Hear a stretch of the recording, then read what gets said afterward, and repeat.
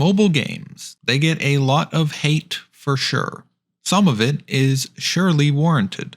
I bet half of you just watched a truly garish ad for some awful microtransaction infested game that will in the end bear no resemblance to what you saw in the video promotion. However, some mobile games, though certainly not the ones in the aforementioned ads, hold a special nostalgic place in my heart. Recently, I was on an overnight flight and needed something to pass the time. So at the airport, I downloaded a few old favorites from the App Store because I didn't really have time to search for anything new. So let me break down for you a few of the mobile games I remember most fondly. Now, I will say that what I like in a mobile game is usually quite different than what I'm looking for in a PC or console game. While I enjoy things like a good story and deep mechanics in a PC game, with a mobile game I am looking for some arcade-style simplicity. My introduction to mobile games came in 2009 when I got an iPod Touch for my birthday. They don't even make iPod Touches anymore, probably because what's the point of removing the phone from an iPhone?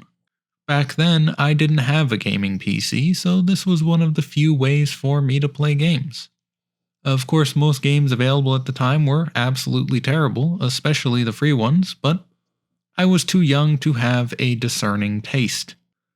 I remember this one game where you piloted a helicopter through a cave, and honestly, I cannot imagine a worse place for a helicopter to be. Unsurprisingly, this game was almost impossibly hard, which was at least realistic.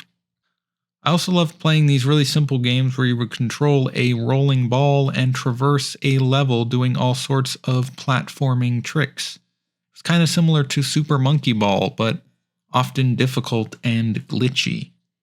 Still, I remember these ball-rolling games fondly. I spent a lot of time perfecting and speedrunning each level, shaving seconds off my time by pulling off shortcuts. If only I could find these games again, I could become a pro-level speedrunner.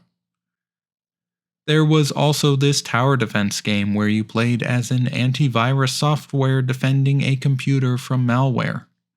I always look for that one, but it's nowhere to be found. One game I could find from this time is called Cube Runner 2. It's a game where you fly some kind of plane and avoid, you guessed it, cubes. This one I played a bunch because there's always something fun about chasing high scores even in a really basic game. I remember it not having the sea texture, however, and instead having a minimalist black background. Maybe that was Cube Runner 1, I'm not sure. Those are some of the games I remember from my early days of mobile gaming. These games were fun at the time, but I quickly abandoned them once I discovered PC gaming a few years later. My next foray into mobile gaming was a few years later in college.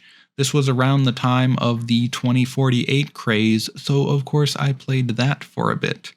Looking back, I'm not really sure why we all collectively went wild for that game. It's kind of like the more recent Wordle craze.